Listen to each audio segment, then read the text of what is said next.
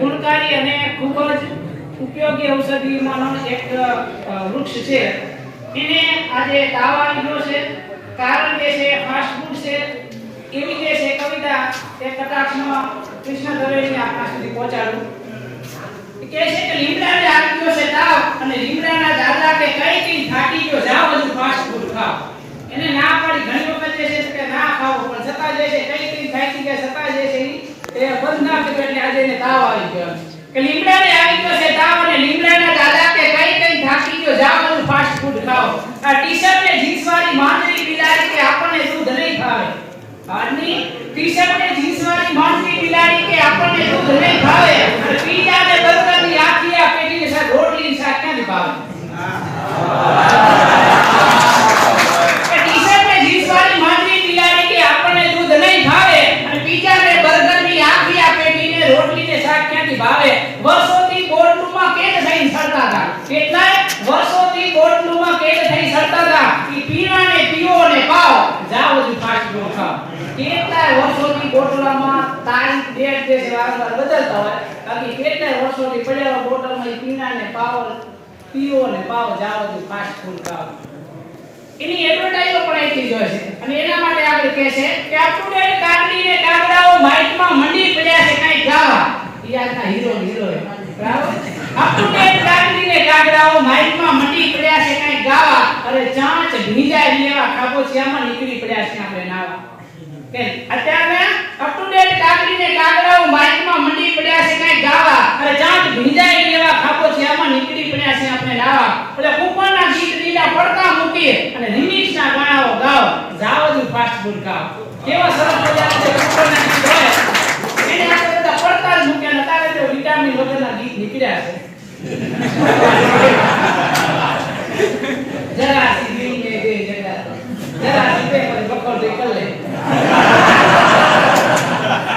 લગને કેવી પહોંચી ગયા, કોલેજમાં ભણવા ગયા તા, લી શું શીખ્યા? ઉડાડવાના શીખ્યા. કોલેજમાં હતી એક કન્યા, ત્યાં કુંવારી કન્યા હું જોઈ મોટા ભાગે ત્યાં દોડ્યો હોય. મારા વિશે તો મને એક પટાણ હજુ યાદ છે કે ફેશનમાં ફરવા દેજો જીજાજી મારી બેનીને કાઈ ન કહેજો. નહીં કીધું.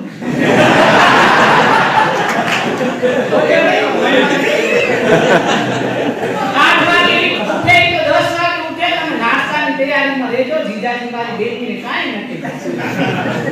એક રોટલો વારે તો બે રોટલા વારે ગોય કટ રાખવા દેજો, જીજાજી મારી બેનીને કાઈ ન કહેજો. બેટી તો ટકો કરના કહેતો ન કહો.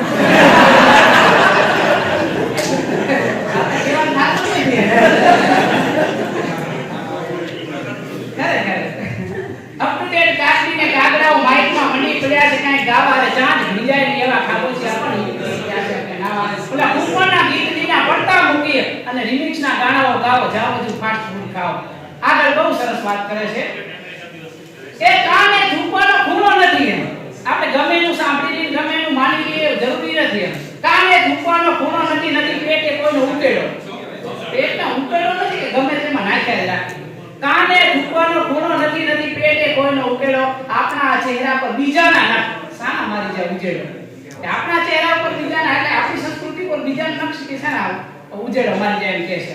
આપણી સંસ્કૃતિ વિશે ઘણી વખત કહેવાતું હોય છે કે જ્યાં શબ્દ એક શોધો ને સંગીતા નીકળે, જ્યાં કુવો ખોદે ને આખી સરિતા નીકળે. અને હજુ જન્મ જેવા કોઈ હળ હાકે તો હજુ આ ધરતીમાંથી સીતા નીકળે. અને ઝબકે છે આજે ક્યાંક લક્ષ્મણ રેખા કે જેના ઉપરથી રાવણ જેવા ગીતા નીકળે. અને આપણા દેશની તો અલગ હશે તાસીર કે જ્યાં મહાભારત આવો ને ગીતા નીકળે.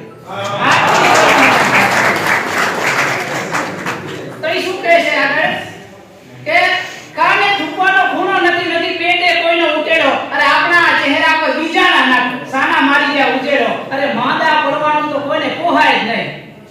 કે માંદા પડવાનું તો કોઈને પોસાય જ નહીં. અને સાંભળ્યા છે ડોક્ટરના ભાવ, જાવ બધું ફાસ્ટ ફૂડ ખાઓ.